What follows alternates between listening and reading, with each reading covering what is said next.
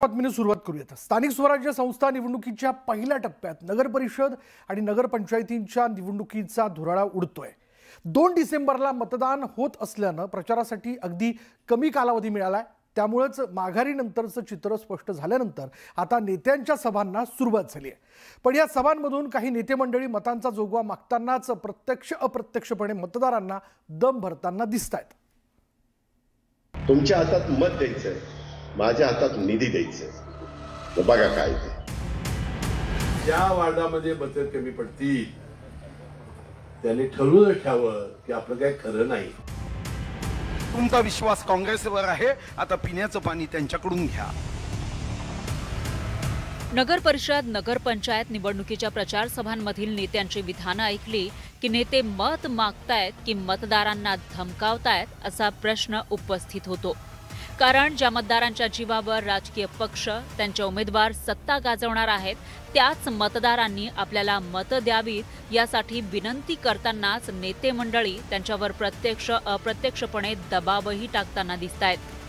अजित पवारांनी माळेगावकरांना निधीवरून दिलेली धमकीच्या घटनेवरून राजकारण तापलेलं असतानाच आता त्यांच्याच पक्षाचे मंत्री हसन मुश्रीफ यांनीही मतदारांना थेट दम भरल्याचं समोर आलंय। कागलमध्ये प्रचारादरम्यान मंत्री हसन मुश्रीफांनी ज्या वॉर्डात मतं कमी पडतील तिथल्या मतदारांचं काही खरं नाही असा इशाराच देऊन टाकला। ज्या वार्डामध्ये मतं कमी पडतील त्यांनी ठरवून ठेवावं की आपलं काही खरं नाही। कसली निगेटिव्ह चर्चा करायची, कोणी निगेटिव्ह चर्चा केली आणि कानावर आलं की उसकी खैर नाही। एकदा नेत्याने घेतलेला निर्णय हा मनाला पटो अगर न पटो हा मान्य करायचा आणि त्याच्यामध्ये यश मिळवण्यासाठी आपण प्रामाणिकपणाने प्रयत्न करायचे। बरं, मतदार आपलेच म्हणून त्यांना समजावणं ठीक, पण थेट दम भरणं योग्य आहे का हा सवाल आहे। तिकडे चंद्रपुरात भाजपचे नेते आणि राज्याचे माजी मंत्री राहिलेले सुधीर मुनगंटीवारांनीही मूल नगर परिषदेच्या मतदारांना थेट इशाराच देऊन टाकला। यावेळी मी ठरवलंच आहे की ज्या वार्डातून काँग्रेसचा उमेदवार निवडून येईल एकदा समजू द्या तुम्हाला फरक की काँग्रेसला निवडून दिल्यावर आपला वार्ड कसा भकास होतो आणि जिथं भाजप येते तिथं कसा विकास होतो हे एकदा ज्यांनी चूक केली त्याला समजूच द्या। मी ते यावेळी बोर्डच लावणार आहोत की ज्या वार्डात काँग्रेसचा उमेदवार तिथं घेऊन देईल की तुमचा विश्वास काँग्रेसवर आहे, आता पिण्याचं पाणी त्यांच्याकडून घ्या। लोकशाही शासन पद्धतीमध्ये आपला उमेदवार निवडण्याचे सर्वाधिकार हे मतदारांना आहेत, पण त्याच मतदारांवर निधी विकासाच्या नावानं दम भरणं, मतं मिळाली नाही तर तुमचं काही खरं नाही म्हणत थेट धमकी देणं हे प्रकार धक्कादायक आहेत। त्यामुळे सत्ताधाऱ्यांच्या या मतदारांना धमकी बचा इशारा देणाऱ्या विधानांवर विरोधकांनी टीकेची झोड उठवली आहे। एवढी मोठी सत्ता, 200 आमदार होते, एवढं मॅन्डेट त्यांना दिलंय, काय गरज आहे धमक्या द्यायची? आणि हे लोकशाहीच्या विरोधात आहे, भारतरत्न डॉक्टर बाबासाहेब आंबेडकरांच्या संविधानाच्या विरोधात आहे। तर मग यांना संविधान मान्य नाहीये का? ही सौदेबाजी आहे किंवा धमकी याला म्हणता येईल।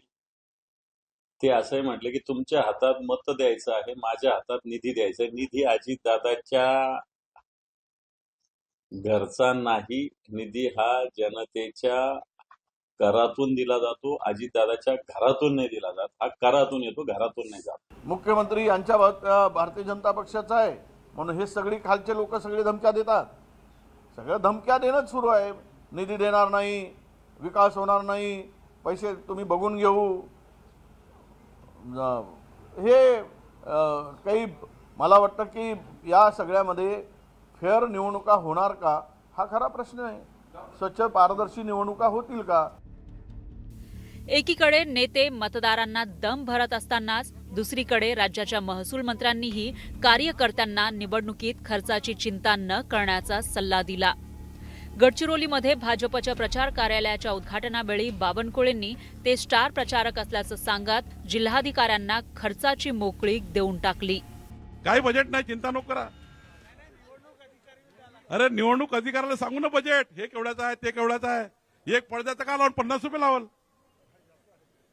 काय काळजी नको करा। निवडणूक आयोगाला हिशोब देऊ आपण, हिशोबच घेईल का नाही आपला, ते हिशोबासाठी घेऊन राहिले। आणि मी स्टार प्रचारक आहे, त्यामुळे कशाला हिशोब लागते? आणि त्यामुळे राज्यावर आहे, आम्ही हिशोब देऊ.